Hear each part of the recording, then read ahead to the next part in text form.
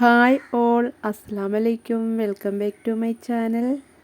ഇന്ന് നമുക്ക് കടല കൊണ്ട് വളരെ പെട്ടെന്ന് തയ്യാറാക്കിയെടുക്കാൻ പറ്റുന്ന ഒരു റെസിപ്പി കാണാം. ഈവനിങ് സ്നാക്സായിട്ടും മടി പിടിച്ചിരിക്കുന്ന സമയത്ത് ബ്രേക്ക്ഫാസ്റ്റായിട്ടും എളുപ്പത്തിൽ തയ്യാറാക്കിയെടുക്കാൻ പറ്റുന്ന ഒരു റെസിപ്പിയാണ് ഞാനിന്ന് കാണിക്കുന്നത്.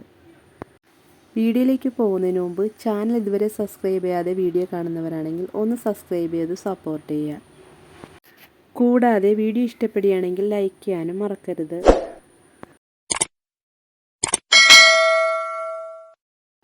അപ്പോൾ നമ്മൾക്ക് ഇതെങ്ങനെയാണ് തയ്യാറാക്കി എടുക്കുന്നതെന്ന് കാണാം.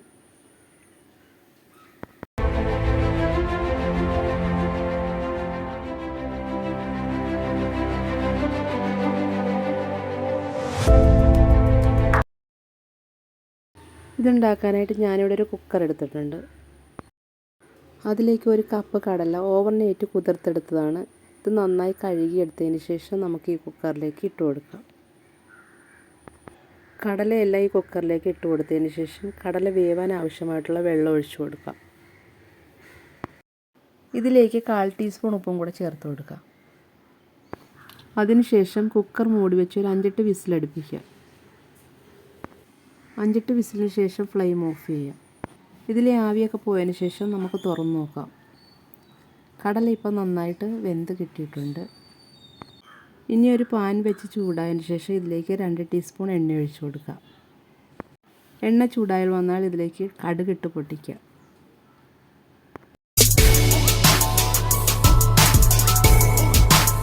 കടുക് പൊട്ടിയതിന് ശേഷം 2-3 പച്ചമുളക് ഇതിലേക്ക് കട്ട് ചെയ്തിട്ട് കൊടുക്കുക.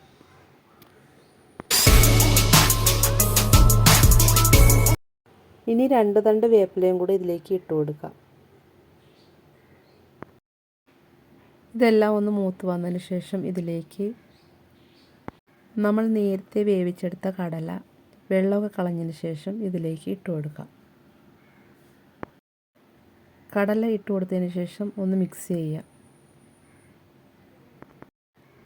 ഇനി ഇതിലേക്ക് 1/4 കപ്പ് തേങ്ങയും കൂടെ ചേർത്ത് കൊടുക്കുക. തേങ്ങ ഇട്ടതിന് ശേഷം നന്നായിട്ടൊന്ന് മിക്സ് ചെയ്ത് കൊടുക്കുക. 3-4 മിനിറ്റ് ഇളക്കി കൊടുത്തതിന് ശേഷം നമുക്ക് ഫ്ലെയിം ഓഫ് ചെയ്യാം.